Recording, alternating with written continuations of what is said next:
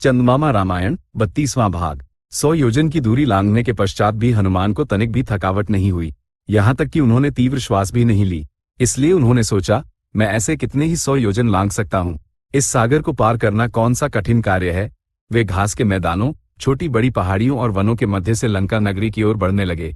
लंका नगरी के चारों ओर साल, मचकुंद, खजूर, जंभीरी, मोगरा, केतकी और सप्तपर्णी जैसे अनेक प्रकार के वृक्ष थे। वहां सुंदर उद्यान थे। नगर के चारों ओर स्वर्ण की दीवारें और खायां थी। कोई भीतर प्रवेश न कर सके, इसलिए भयानक राक्षस शस्त्रों के साथ पहरा दे रहे थे। अनगिनत दुर्ग, ध्वजस्तंभ और चमकते भवनों से अत्यंत मनोहर दिख रही लंका नगरी ऊंचाई पर स्थित होने के कारण साक्षात देवलोक के समान प्रतीत हो रही थी। लंका नगरी, उसकी सुरक्षा और राक्षसों का पहरा देखकर हनुमान के मन में एक विचार आया।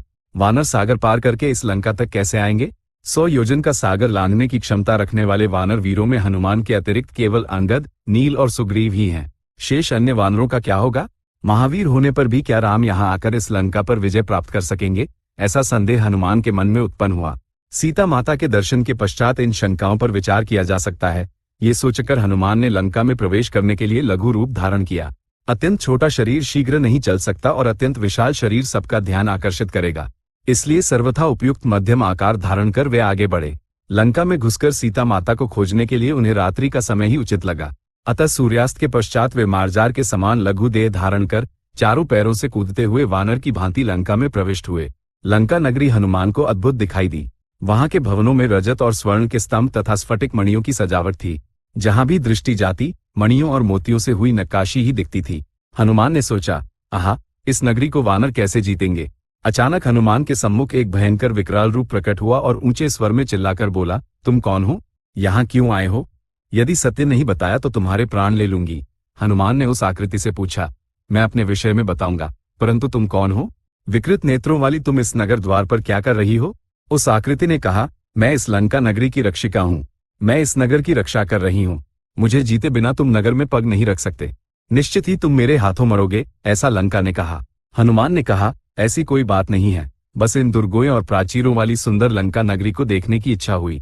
संपूर्ण नगर देखकर जैसे आया हूँ वैसे ही चला जाऊंगा और कुछ नहीं करूंगा। ये सुनकर लंका ने हनुमान को अपनी हथेली से जोर से मारा। हनुमान ने एक गर्जना की और अपनी बाईं मुट्ठी भींचकर लंका को एक प्रहार किया। उसे मारने की इच्छा न होने के कारण उन्होंने अधिक बल प्रयोग नहीं किया, परंतु उस एक चोट से ही लंका के हाथ पैर कांपने लगे और वह भूमि पर गिर पड़ी। लंका ने हनुमान को प्रणाम किया और कहा, कपिराज, तुम महाबली हो, मुझ पर अपनी शक्ति का प्रयोग न कर मेरी रक्षा करो। मैं पराजित हो चुकी हूँ। कभी ब्रह्मा जी ने कहा था कि कोई वानर आकर मुझे जीत लेगा और तभी से राक्षसों का विनाश आरंभ हो जाएगा। वह समय अब आ गया है। अब राक्षसों का अनिष्ट निश्चित है। सीता का हरण करके रावण समस्त राक्षसों के लिए विनाश ले आया है। तुम नगर में प्रवेश करो और अपनी इच्छानुसार कार्य करो। सीता माता के दर्शन भी करो। इस प्रकार लंका को जीतकर हनुमान प्राचीर पर चढ़कर लंका नगरी में उतरे और बायां पैर पहले रखकर नगर में प्रवेश किया। जब वे राजपथ पर जा रहे थे तब उन्हें वाद्यों की ध्वनि और हंसी सुनाई दी। सभी घर रंग बिरंगी पुष्पमालाओं और विचित्र रंगों से बहुत सुंदर सजे थे। मदिरा के प्रभाव में स्त्रियां तीनों स्थाइयों में मधुर गायन कर गंधर्व कन्याओं का स्मरण करा रही थी। राक्षसों के घरों में स्त्रियों के इधर उधर घूमने और सोपानों पर चढ़ने से उत्पन्न नूपुरों की ध्वनि हनुमान ने सुनी। कुछ घरों में मंत्रों का पाठ हो रहा था। एक स्थान पर राक्षस सेना का पड़ाव भी दिखाई दिया। हनुमान जब रावण और अन्य प्रमुख राक्षसों के दुर्ग तक पहुंचे तब तक बहुत रात्रि हो चुकी थी। उसके भीतर स्वर्ण निर्मित भवन और मोतियों से सुसज्जित प्राचीर थे। भयानक राक्षस वहां पहरा दे रहे थे। किसी को ज्ञात हुए बिना हनुमान ने अंतरनगर में प्रवेश किया। प्रत्येक घर में रथ, हाथी, घोड़े और सिंहासन थे। जहां भी देखो खा पीकर मदमस्त अवस्था में राक्षस स्त्री पुरुष उन्हें दिखाई दिए। हनुमान ने साहस के साथ प्रत्येक घर और उद्यान का निरीक्षण करते हुए प्रहस्त, महापार्शव, कुंभकर्ण, विभीषण, महोदर, विरूपाक्ष, विद्युमाली, वज्रदष्ट, शुक, सारण, इंद्रजित, जन्बोमली, रश्मिकेतु, वज्रकाय, धूम्राक्ष, विद्युरूप, विघन, शुकनान, युधोन्मत, ध्वजग्रीव, ब्रह्मकर्ण, इंद्रजिह्व, कराल आदि प्रमुख राक्षसों के घरों में खोज की और अंततः रावण के भवन में प्रवेश किया। उस भवन के प्रांगण में रंग बिरंगे घोड़े, ऐरावत के समान हाथी और श्रेष्ठ स्वर्ण आभूषण धारण किए हुए रक्षक दिखाई दिए। उस भवन में लतागृह, चित्रशालाएं और क्रीड़ागृह अलग अलग थे। सर्वत्र मणियां प्रकाशित हो रही थी। उस भवन में पलंग, आसन और पात्र सभी स्वर्ण के थे। जहां भी देखो पुष्पमालाएं, सुगंधित दीप और धूप दिखाई देते थे। विश्वकर्मा द्वारा निर्मित उस भवन से सुंदर संसार में कहीं कुछ न था। वहीं हनुमान को पुष्पक विमान भी दिखाई दिया।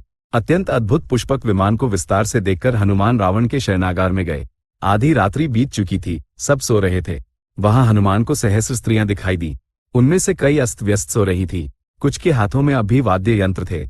उनमें अनेक सुंदर स्त्रियां थी, वे सब रावण की पत्नियां थी। उनमें ऋषियों की कन्याएं, देव गंधर्व कन्याएं और राक्षस कन्याएं थी, परंतु एक भी बलपूर्वक लाई गई नहीं थी, सभी को उससे प्रेम था। रावण एक और शैया पर सो रहा था। वह अपने श्याम शरीर पर लाल चंदन लेपन किए हुए और स्वर्ण आभूषणों युक्त वस्त्र धारण किए मंदर पर्वत के समान लग रहा था। रावण के समीप जाकर हनुमान भयभीत के समान पीछे हटे और निकट की सोपानों पर चढ़कर वहां से रावण का परीक्षण किया। सोई हुई स्त्रियों में सीता माता को खोजते हुए उनकी दृष्टि रावण के समीप सोई हुई मंदोदरी पर पड़ी। उन्हें देखकर हनुमान ने क्षण भर के लिए उन्हें सीता समझा और प्रसन्न हुए, पर अगले ही क्षण संदेह में पड़ गए। राम से बिछड़ी सीता को क्या निद्रा, आहार, अलंकार और मदिरा भाएगी? इसलिए उन्होंने निश्चय किया कि यह सीता नहीं हो सकती। उन्हें अनेक प्रकार की स्त्रियां दिखी पर सीता नहीं मिली। यदि सीता जीवित हैं तो इन सब स्त्रियों के बीच न होकर कहीं और होंगी। हनुमान को संदेह हुआ कि कहीं सीता ने आत्महत्या तो नहीं कर ली। उन्हें भय हुआ कि इतना यत्न करने के पश्चात क्या अंत में वे सीता को देखे बिना ही लौट जाएंगे। हनुमान ने शेष समस्त लंका खोजने का निश्चय किया। कुछ दूरी पर अनेक घर थे, कुछ भवन और कुछ घरों में भूमिगत कक्ष भी थे।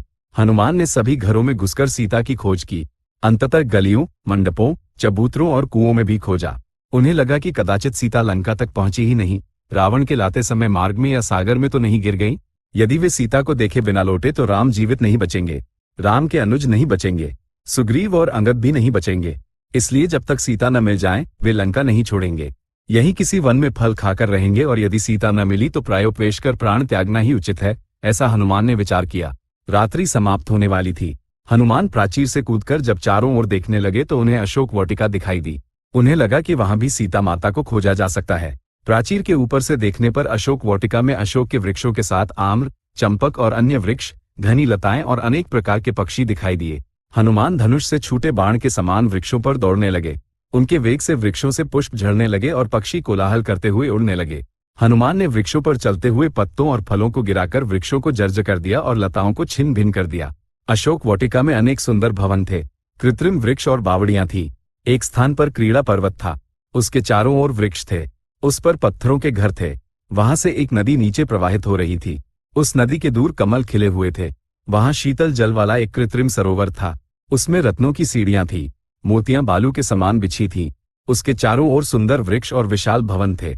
हनुमान को घने पत्तों और स्वर्ण की वेदियों वाला एक पलाश वृक्ष दिखाई दिया। उन्होंने कुछ स्वर्ण वृक्षों और उनके मध्य एक अशोक वृक्ष को देखकर विस्मय किया। वायु के चलने पर वहां नूपुरों की ध्वनि सुनाई देती थी। वे पलाश वृक्ष पर चढ़ गए और सोचने लगे, यह अशोक वाटिका कितनी सुंदर है, सीता माता यहाँ प्रतिदिन अवश्य आती होंगी। उन्हें वन विहार प्रिय है, उनके भ्रमण के लिए यह वन और स्नान के लिए यह सरोवर सर्वथा योग्य है। राम का स्मरण कर शोक करने के लिए भी यह अत्यंत उपयुक्त स्थान है।